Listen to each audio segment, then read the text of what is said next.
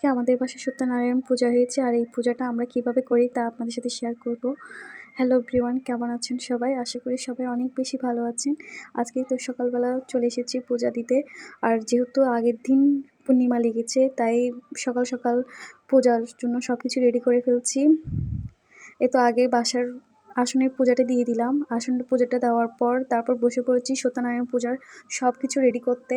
প্রথমে আমি পুষ্পের থালাটা রেডি করে নিচ্ছি।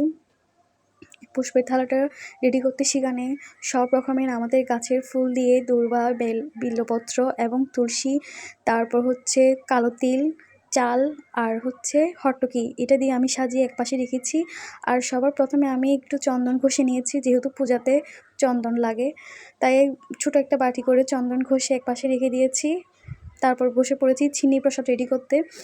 এই চিনি প্রসাদটা রেডি করার জন্য সব কিছু 5 মুঠ করে লাগে। প্রথমে আটা নিয়েছি 5 মুঠ, তারপর চিনি নিয়েছি 5 মুঠ, এটা তারপর নারিকেলের জন্য নারিকেলটা কুড়িয়ে নিচ্ছি, নারিকেলটাও 5 মুঠ করে নিচ্ছি। তারপর ঘি, মধু এগুলা 5 বার, কর্পূর, কলা 5টা, তারপর দুধ, দই এসব দিয়ে এই চিনি প্রসাদটা রেডি করা হয়। আর এটা অবশ্যই নারায়ণ পূজাতে মেন প্রসাদ, এটা অবশ্যই নারায়ণ পূজাতে দিতে হয়। তো আমি তারপর সব কিছু দিয়ে মেখে নিচ্ছি। আর আমাদের এই পূজাটা 25 বছর প্লাস হয়ে গেছে। আর এই পূজাটা আমার দাদু স্বপ্নেতে পেয়েছে এই পূজার কথা, এরপর থেকে এই পূজাটা করা হয়। আমার জন্মের আগে থেকে এই পূজাটা করা হয় আমাদের বাসায়। আর আমি যখন ছোট ছিলাম তখন থেকে দেখছি তখন বাবা করতো, এখন মা করে। যদিও আমার বাবার ডায়াবেটিস হওয়ার পর থেকে আর পারে না করতে, তাই মাই করে। আজকে তো আমি আমার মাকে একটু হেল্প করে নিচ্ছি। আর বিয়ের আগে তো সবসময় হেল্প করতাম, বিয়ের পর থেকে তেমন হেল্প করা হয় না। আজকে তো মাকে আমি হেল্প করতে বসে পড়েছি। আর এই পুজোটা যখন হতো তখন আমাদের এলাকায় আমাদের পূজাটাই প্রথম হতো, সত্যনারায়ণ পূজাটা। তখন অনেক বেশি বড় করে করা হতো। এখন তো সবার ঘরে ঘরে এই পূজাটা করা হয়, তার জন্য এই পূজাটা এখন আমাদের বাসায় খুব ছোট করেই করা হয়। আগে অনেক বড় করেই করা হতো, অনেক মানুষ আসতো আমাদের বাসায় তখন এই পূজা উপলক্ষে।